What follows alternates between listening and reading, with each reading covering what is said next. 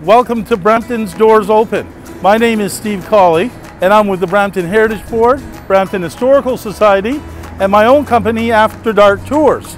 We're downtown Brampton today, and we're at the Four Corners.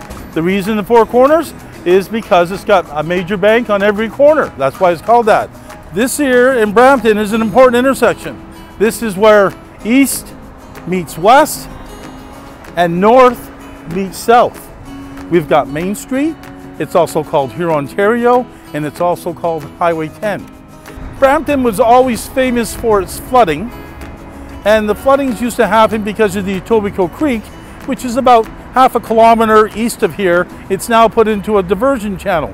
But originally, the Etobicoke Creek used to come down through downtown Brampton, flow up Main Street, across, and then come back down again and enter out into what we call Gage Park. Now the floodings that used to happen only happened because you'd have ice flows when you had the spring thaw, you would have maybe heavy rainstorms, and with all the curves and channels, they would back up.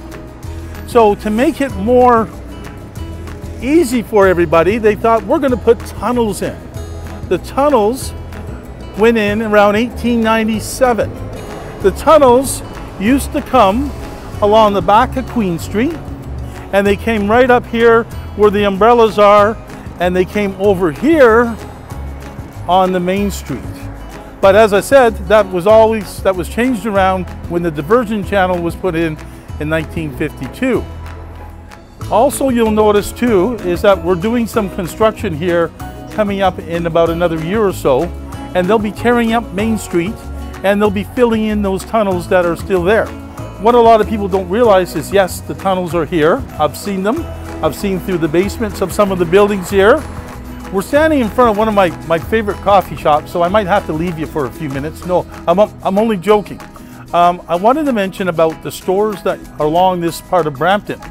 Now, right where I'm standing is a tunnel underneath of me. These buildings are on what's called a floating foundation. So if you disturb the tunnel, like we did a couple of years ago for Garden Square, the building would collapse right down into the street here.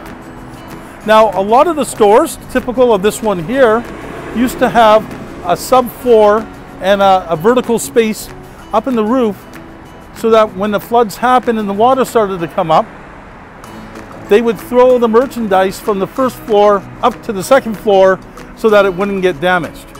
And usually they were only given not even an hour's notice to start doing that. And what you'll notice, and which is very typical of most towns, even if you're down in Toronto on Yonge Street, is that there's a lot of architectural features up on the second floor. This is really important to notice because at the time when these buildings were put in, you didn't have cars. You had a horse and buggy. So the horse and buggy, you would sit a lot higher and you would enjoy the architectural features that you would see up higher. Down here, with all the big open windows, that was for your store displays and for your light to come in. And that's why these buildings have more architectural features up top than they do below. So when you're out with your group or your friends and your family for a tour, make sure you point that out and mention it, because that's something that you can use not just here in Brampton, but other places.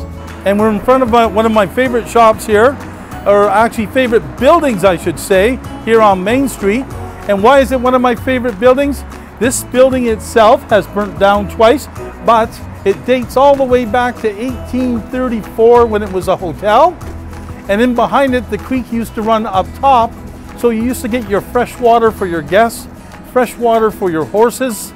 Now, over the last 150 years, this building has been another hotel, it's been a factory, it's been a store, but one of my favorite times is it used to be a keg restaurant from the mid-70s up until around 2003 when the keg moved further north of here. Now the atmosphere was good because you'd be downtown Brampton at night and you would go around the back into a spooky alley to get into the back door of the restaurant. I was actually a keg manager and did my training here, and when I was in here, I witnessed all the lights come on, the radios come on, all kinds of strange hauntings that went on. So this is why this building is still one of my favorite buildings that are here. And inside are 4 of the original foundations from the 1834 building. Hi, we just moved a few feet up the street here and we're in Vivian Lane. Now Vivian Lane, the name was changed to Vivian Lane in 2005 for the Vivian family that owned a business downtown Brampton here.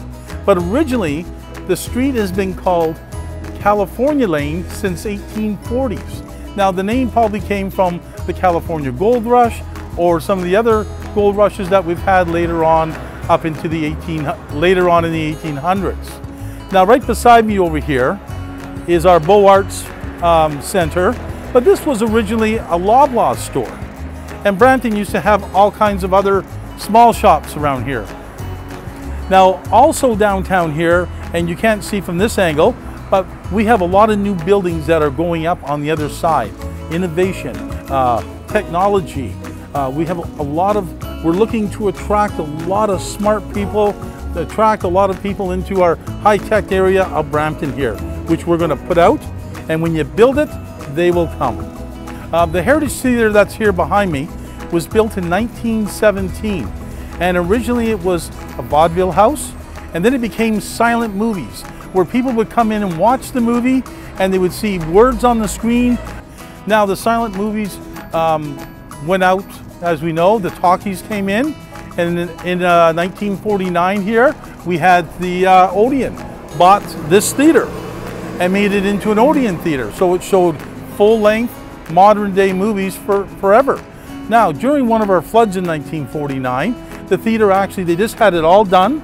The seats were done with dyed red hair, horsehair for the seats, new cameras, equipment, everything, and it flooded. It flooded about this high that they had to have the fire department come in and get the staff out of the theater during the flood. Now, back to the Odeon stayed here till about the 1980s, and then we had all these cineplexes come up. So the theater was sold to the city, and the city used this theater up until up around 2003. Now, this theater is always famous for people in Brampton because you'd have your graduation ceremonies, you'd have dance recitals, you would have different cultural events. It was used as a cultural, a family event center. And then in 2005, we opened up the Rose Theater, and we were able to bring in bigger productions, bring in now the dance classes and graduations are bigger than they used to be, so we had a lot more room over there. We're in behind the back of my favorite building, which used to be a keg restaurant where I worked, and the alleyway that used to go up at night into the restaurant. It was really a good atmosphere to get in there. What I really want to tell you is I want to tell you a cultural thing, and I also want to tell you a love story. Now, when I say a cultural thing, this building right here beside me used to belong to the Crusoe family. They came here in 1917, and they were from Malta. So you had a lot of British, Scottish, Irish people around, and some black families that were here. But here's people from Malta, came here and opened up what's called the Green Grocer, and they were here all the way up to the 1970s. And families just pass on. But they didn't just pass on this family. We had 2 members of the family, and over on the wall here, which it's engraved that Anna and Joe got married August 4th, 1944. This same family has a fruit market down in the southern part of Scarborough by Kingston Road, and they also have one up in Kingston. So Brampton also has a wide variety of cultural groups that have been here since the early 1900s, late 1800s, and we also have what I call our famous love story. I could go on for hours, but they told me, no, you don't have time. But I'll leave you with one last thing before we leave. We did have a bank here, the CIBC bank was here, and it moved from the location, but when they moved, there was the vault down in the basement. What do you do with the vault? Do you reuse it? It was heavy. So the vault from that bank is just behind me, underground. Thank you again for coming on my tours, and I hope to see you on my own tours, After Dark Tours.